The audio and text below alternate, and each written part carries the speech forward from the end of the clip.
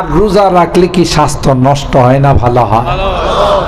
আল্লাহর হাবিব ডাক্তারি করে গেছেন ১৫০০ বছর আগে, রুহানি ডাক্তার, জিসমানি ডাক্তার।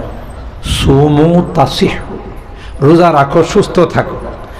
বর্তমান যুগের যত বড় বড় ডাক্তাররা আছে, এরা বলে যেই মানুষটা যত বেশি ফাস্টিং করবে, যত বেশি রোজা রাখবে, সে তত বেশি সুস্থ থাকবে।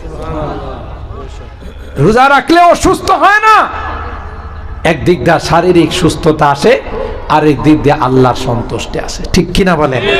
সময় যেহেতু শর্ট, তাই আমি এই আয়াতে কারিমার সামনে রেখে আপনাদেরকে এইটুকুন অনুরোধ করবো। আল্লাহ বলেন ওয়াসারি, তোমরা প্রতিযোগিতা করো ইলা মাগফিরাতিন মির রাব্বিকুম, তোমাদের রবের পক্ষ থেকে যে ক্ষমা আসছে তার দিকে।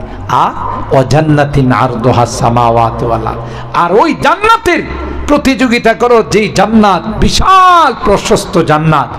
উইদ্দাত লিল মুত্তাকিন, তোমাদের মতো যারা মুত্তাকি পরহেজগার তাদের জন্য এই জান্নাত বানানো হয়েছে। জান্নাত বানানো হবে না, ওই দাসি গায়ে মাজি হয়ে গেছে। সুবহানাল্লাহ কইবেন না?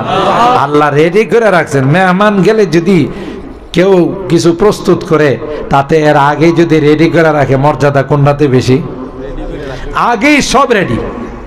ওনার বিছনা, থাকার বিছনাটা, খাবার দস্তরখানটা সব রেডি যদি থাকে, তখন মেহমান খুশি হয় না বেজার হয়? দেখছো আমার কত ইজ্জত করছে, আমি আসার আগেই সব রেডি করে রাখছি। আল্লাহ কই তোমাদের জন্য জান্নাত অলরেডি আমি বানাই রাখছি, আসবে তো জান্নাতের মেহমান। মুত্তাকি কারা? আল্লাযীনা ইউনফিকুনা ফিস সাররাই ওয়াদ দাররা, তাদের কোয়ালিফিকেশন বয়ান করছেন। তাদের কোয়ালিটি কি? সেটা হলো যারা খুশি, সুখে, দুঃখে সব সময় আল্লাহর রাস্তায় খরচ করে। সুবহানাল্লাহ। ওয়াল কাযিমিনাল গায়জা, রাগ আসলে রাগকে কন্ট্রোল করে। সুবহানাল্লাহ বলে। আর মানুষে কোনো তার সাথে খারাপ আচরণ করলে তাকে ক্ষমা করে দেয়। আল্লাহ বলেন তুমি মানুষের ক্ষমা করছো, আমি তোমাকে মাফ করে দেব। ইনশাআল্লাহ রোজা রাখবো তো? হাত তোলেন, হাত তোলেন, হাত তোলেন। লিল্লাহি তাকবীর, লিল্লাহি তাকবীর। হাত নামান, আল্লাহ হাত কবুল করেন। আমি